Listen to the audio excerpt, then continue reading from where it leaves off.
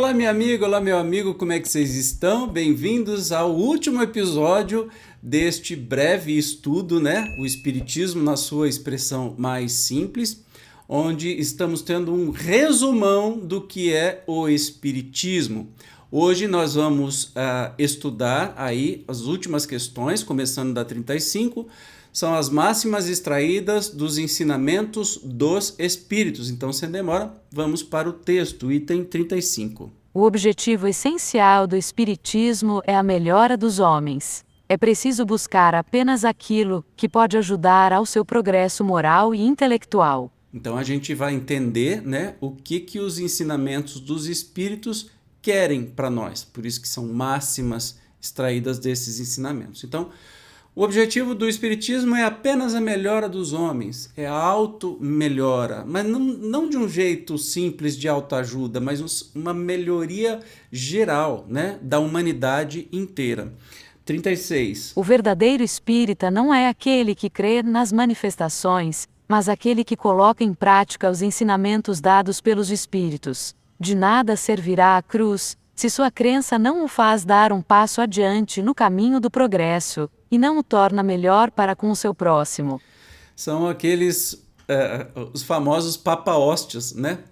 Então não adianta você ir no centro de segunda a segunda, você continua sendo uma pessoa difícil, egoísta, maledicente, que toma nas suas decisões mais íntimas, mesmo que ninguém esteja sabendo, coisas contrárias aos ensinamentos de Jesus, aos ensinamentos do Espiritismo. Portanto, você é espírita mesmo sem pisar no centro espírita. Basta fazer o que é certo.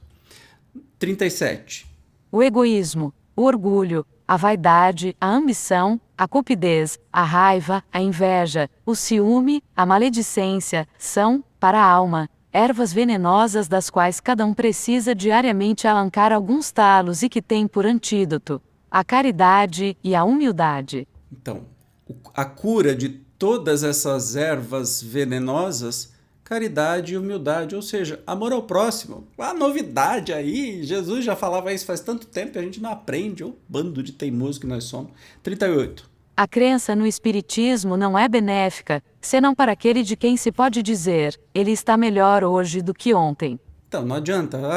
Eu acredito em espírito, eu acredito em tudo o que acontece no centro espírita, na mediúnica, mas se você não se melhorar, você não é espírita. E o espiritismo não serviu de nada ainda, né? Que a gente fique atento a isso. 39. A importância que o homem dá aos bens temporais está na razão inversa de sua fé na vida espiritual, é a dúvida sobre o porvir que o leva a buscar suas alegrias neste mundo, na satisfação de suas paixões, fazendo-o às custas de seu próximo. Então, quanto mais materialistas somos, menos espiritualistas, ou seja, mais no caminho errado a gente vai estar. É bem simples, né? 40. As aflições sobre a terra são os remédios da alma, elas a salvam para o porvir como uma operação cirúrgica dolorosa salva a vida de um doente e lhe restitui a saúde. É por isso que o Cristo disse: bem-aventurados os aflitos, porque eles serão consolados. Se a gente entender que todas as dores que a gente passa, né, nesse mundo são para nossa educação, a gente, sofre menos.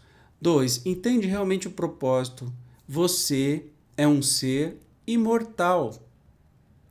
Você é um ser que não vai sumir, não vai apagar, não vai morrer. Então, todas as experiências que a gente tem nessa vida e são muito dolorosas, sim, especialmente em se tratando de doenças, são apenas oportunidades de aprendizado. Que a gente possa se resignar, lutar com todas as forças e as capacidades que temos na nossa ciência, para que a gente possa ficar o mais tempo possível, né, com bem-estar, mas que a gente não se desespere, porque este não é o fim, não será. Todos nós vamos morrer, qual a novidade? Né? Uns mais cedo, outros mais tarde, mas todos nós vamos passar por isso. Portanto, não é motivo para pânico, e sim para a gente se perguntar o que eu posso aprender com este sofrimento. Esta dor educativa está servindo para quê? O que eu estou fazendo de errado, ou o que eu fiz de errado, ou entende? É nesse sentido que a gente tem que pensar. E às vezes é só uma experiência. A gente não fez nada de errado e é só uma experiência que a gente tem que passar e os nossos familiares vão passar junto e todos nós vamos aprender a sermos mais amorosos, mais cuidadosos uns com os outros e assim por diante. 41. Nas vossas aflições olhai para baixo de vós e não para cima, orai por aqueles que sofrem ainda mais do que vós. Sempre lembrando que tem sempre pessoas em muito pior estado do que a gente, seja do que for. Financeiro, físico, de doença, de psicológico, né? Então que a gente possa não olhar para cima e sim olhar para baixo. E olhar para baixo com compaixão para os nossos irmãos que mais precisam, que a gente possa atuar para atenuar a dor de todos eles. 42. O desespero é natural entre aqueles que acreditam que tudo se acaba com a vida do corpo. É um não senso para aqueles que têm fé no porvir. Então, o desespero, por isso que o Espiritismo chama-se Consolador. O desespero só vem para aqueles que não acreditam no porvir, que não acreditam que nada vai acabar e que a gente vai continuar a nossa caminhada, né? Então, nesse sentido, o Espiritismo, a mim, Evandro, foi extremamente consolador. 43. O homem é frequentemente o artesão de sua própria infelicidade aqui embaixo, que recui a fonte de seus infortúnios, e verá que eles são, na sua maior parte, resultado de sua imprevidência, de seu orgulho e de sua avidez, por consequência, de sua infração às leis de Deus. Então, da gente parar de ficar botando culpa nos outros e no mundo, ó vida como eu sofro, né? Tudo é consequência das nossas escolhas. Claro que nós temos as injustiças do mundo, não estou dizendo que tudo que a gente passa é extremamente nossa responsabilidade, mas como coletivo, né? Dá um exemplo bem bobinho assim.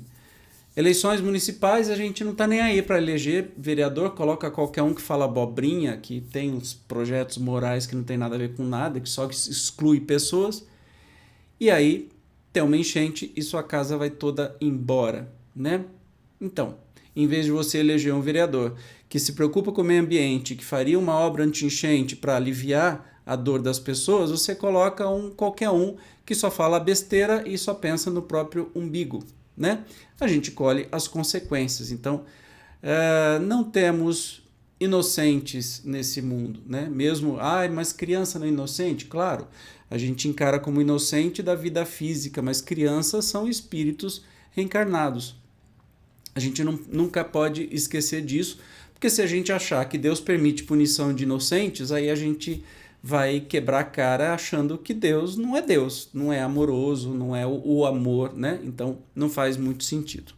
44. A prece é um ato de adoração. Orar a Deus é pensar nele, é se aproximar dele, é se colocar em comunicação com ele.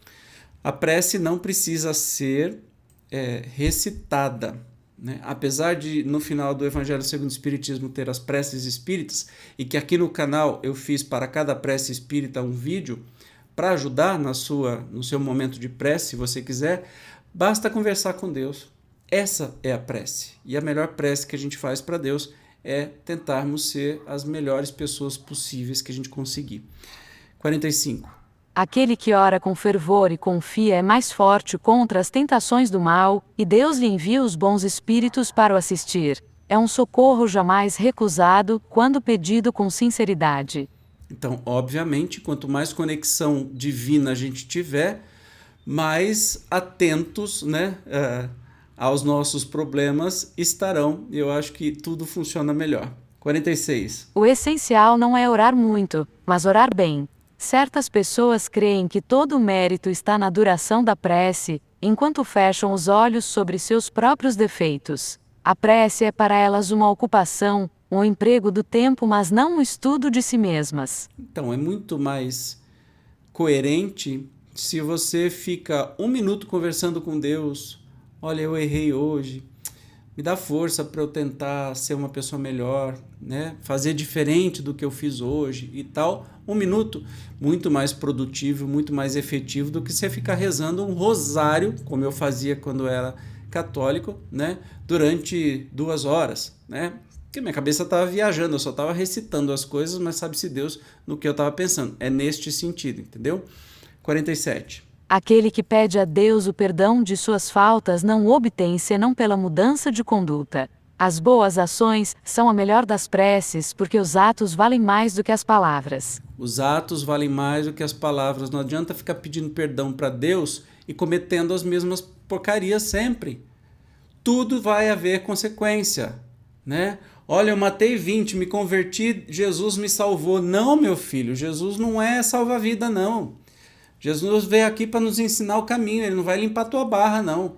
Legal que você se arrependeu, é o primeiro passo. Depois você vai ter a oportunidade de reparar este mal de alguma maneira. Nessa ou em outras vidas, você vai ter essa oportunidade e não vai ser nada fácil, vai ser dolorido, etc, etc, mas tem que levantar a cabeça e seguir em frente. Não fez a caca? Tem que limpar a caca. Não é que Jesus vai chegar e limpar a caca para nós, tá? Isso é uma fé até infantil, muito bobinha, né? Eu acho que não faz muito sentido. 48. A prece é recomendada por todos os bons espíritos, ela é, por outro lado, pedida por todos os espíritos imperfeitos como um meio de aliviar seus sofrimentos. É claro que a gente rezar, fazer prece, fazer uma oração, orar, fale o nome que você quiser, que tá tudo na mesma, né? Para outros espíritos, especialmente os sofredores, os imperfeitos, aqueles desafetos nossos que morreram, por exemplo, né? E tantos outros, vai fazer muito bem para eles. Então, isso nunca é tempo perdido, nunca. 49. A prece não pode mudar os decretos da providência, mas, vendo que se interessam neles, os espíritos sofredores se sentem menos abandonados, são menos infelizes, ela ergue sua coragem, exalta neles o desejo de se elevar para o arrependimento e a reparação, e pode desviá-los do pensamento do mal. É nesse sentido que pode não somente aliviar, mas abreviar seus sofrimentos. Lindo demais isso, né? Quer dizer, as pessoas, se eu cometi um crime, eu vou pagar por ele, mas se alguém está fazendo uma prece por mim, vai me dar ânimo para me arrepender e depois resolver, né? Então, primeiro eu tenho que me arrepender, depois eu tenho que reparar. Isso é regra. E a prece vai auxiliar nesse processo. 50. Orem, cada um segundo suas convicções e o modo que vocês acreditem ser o mais conveniente, porque a forma não é nada, o pensamento é tudo, a sinceridade e a pureza da intenção é o essencial. Um bom pensamento vale mais que numerosas palavras, que mais parecem o barulho de um moinho e onde o coração certamente não está. O orar, né? É a gente conversar com Deus e não ficar balbuciando, orando e gritando no ouvido das pessoas e orando em línguas e não sei o que, para todo mundo ouvir. Deus não é surdo. Ele não precisa nem que você fale, basta que você pense. Essa é a verdadeira prece. Não precisa mais que isso. 51. Deus fez homens fortes e poderosos para serem suporte dos fracos. O forte que oprime o fraco é maldito de Deus, recebe frequentemente o castigo nesta vida, sem conjeturar do porvir. É uma imagem forte, né? De acordo com a linguagem da época, mas o mais forte tem que proteger o mais fraco. Se isso se inverte, esta pessoa está plantando um temporal na sua vida e nas suas próximas vidas. A gente vê que tem tanta gente que faz isso, né? Bom, cada um que cuide das suas intenções. De novo, a plantação é opcional, a colheita é obrigatória, tanto para o bem quanto para o mal. 52. A fortuna é um depósito do qual o possuidor pode apenas usufruir, já que não a leva com ele para a tumba, ele prestará contas severas do emprego que dela tiver feito. Quer dizer então que se você for rico, isso é contrário às leis divinas? Quer dizer que você vai sofrer? Não, óbvio que não.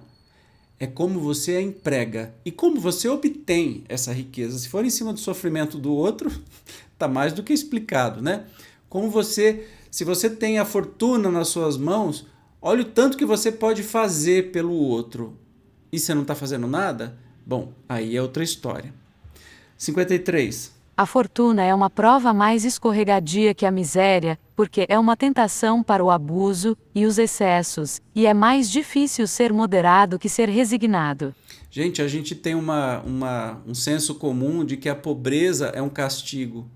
Na verdade, a riqueza é um castigo. A riqueza é muito mais fácil da gente se perder e da gente encalacrar nossas existências futuras por um longo tempo do que a pobreza, que é um meio que a gente se resigna, que a gente... Lembra quando tem um desastre natural, quem mais doa são as pessoas que menos têm. Olha que interessante, daí você vê o tamanho do amor que estas pessoas têm, mesmo na pobreza. Então, a riqueza é infinitamente mais desafiadora para o nosso caráter e para a nossa evolução moral do que a pobreza. Então, que a gente pense direitinho se o nosso sonho é ganhar na Mega da Virada mesmo. 54. O ambicioso que triunfa e o rico que se repasta de posses materiais são mais dignos de lástima do que de inveja, porque é preciso esperar pelo retorno.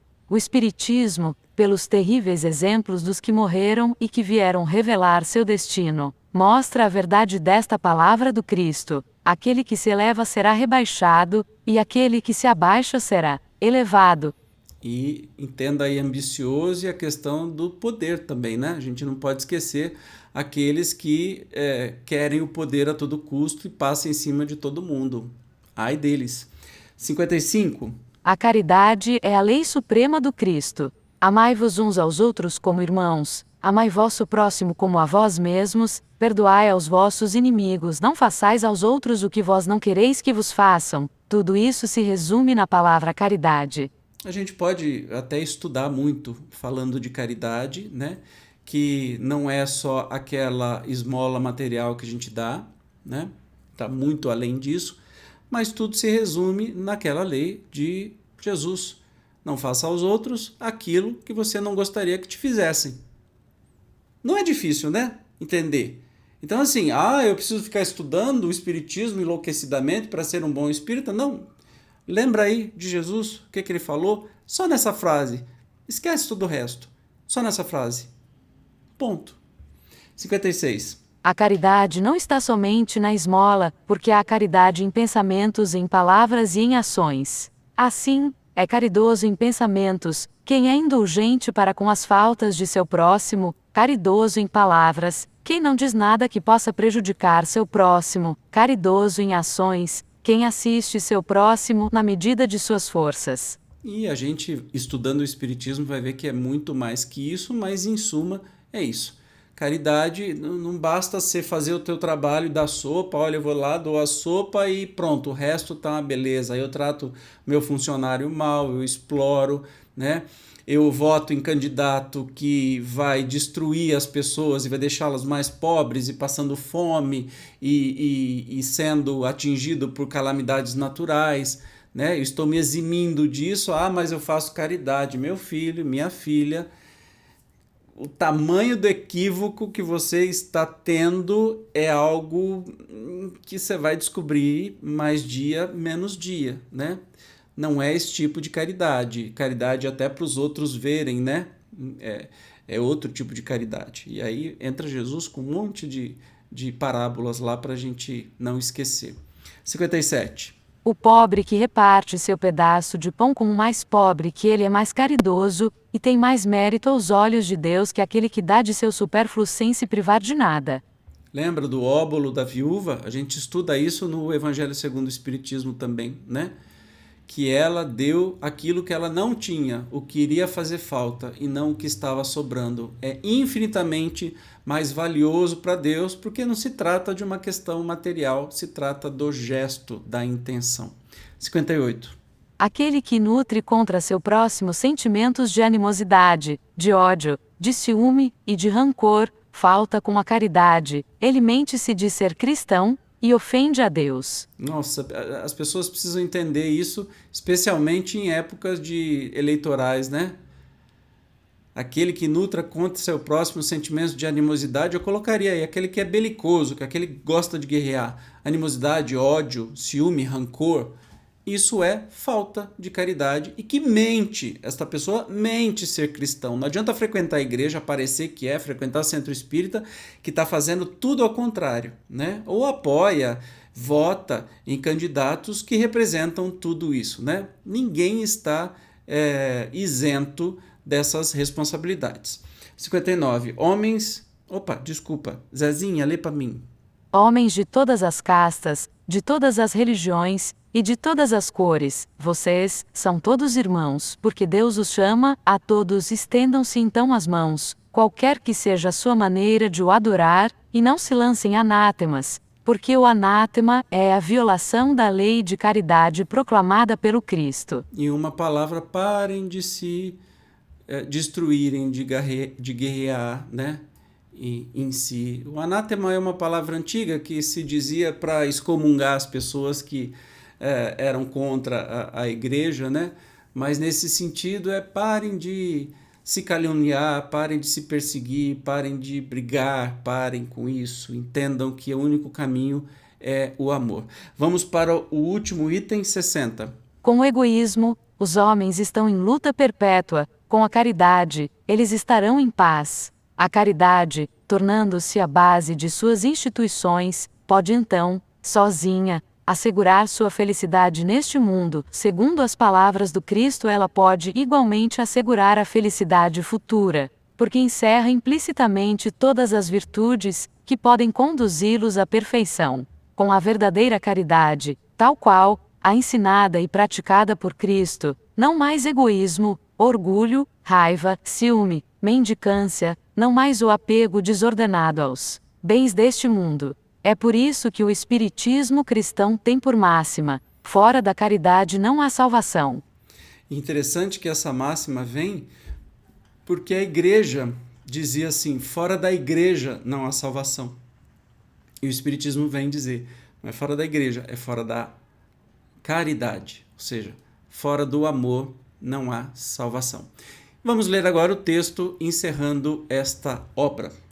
Incrédulos, vocês podem rir dos espíritos, ridicularizar aqueles que creem em suas manifestações. Riam então, se vocês o ousam, desta máxima que eles vieram ensinar, e que é a sua própria salvaguarda, porque se a caridade desaparecesse da terra, os homens se despedaçariam mutuamente, e vocês seriam talvez as primeiras vítimas. O tempo não está longe em que esta máxima, proclamada abertamente em nome dos espíritos, será um penhor de segurança e um título de confiança em todos aqueles que a levarem gravadas em seus corações. Um espírito disse: zombam das mesas girantes, não se zombará jamais da filosofia e da moral que daí decorrem. É que com efeito estamos longe hoje, após alguns anos somente, desses primeiros fenômenos que serviram por um instante de distração aos ociosos e aos curiosos. Essa moral, dirão vocês, está antiquada. Os espíritos bem que deveriam ter inteligência bastante para nos dar algo de novo.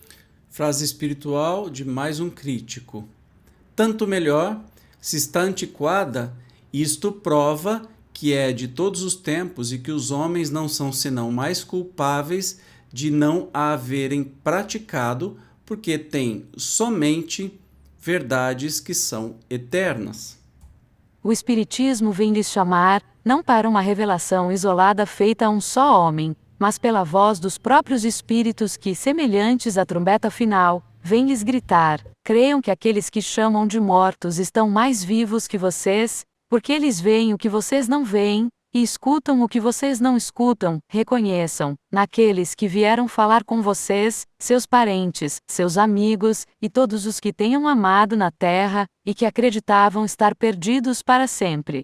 Infelizes os que creem que tudo acaba com o corpo, porque serão cruelmente desenganados. Infelizes os que tiverem faltado com um pedaço de pão, porque sofrerão o que fizeram sofrer aos outros. Escutem a voz dos que sofrem, e que vieram lhes dizer: nós sofremos por haver desconhecido o poder de Deus e por haver duvidado de sua misericórdia infinita. Sofremos por nosso orgulho, por nosso egoísmo, por nossa avareza e por todas as más paixões, que não soubemos reprimir. Sofremos por todo o mal que fizemos aos nossos semelhantes por olvidar a caridade. Incrédulos, Digam se uma doutrina que ensina tais coisas é risível, se ela é boa ou má. Examinando apenas do ponto de vista da ordem social, digam se os homens que a praticam seriam felizes ou infelizes, melhores ou piores. Muito bem, e assim chegamos ao final do estudo desta obra, o Espiritismo na sua expressão mais simples, mais Kardec, né? No próximo episódio nós começaremos a estudar a obra também pouco conhecida, Viagem Espírita em 1862. Mas deixa aí nos comentários o que você achou desta obra, né? O Espiritismo na sua expressão mais simples. Eu gosto muito de saber o que você está achando dos nossos estudos, tá bem? Obrigado pela sua presença, eu te espero como sempre, até o próximo estudo. Tchau!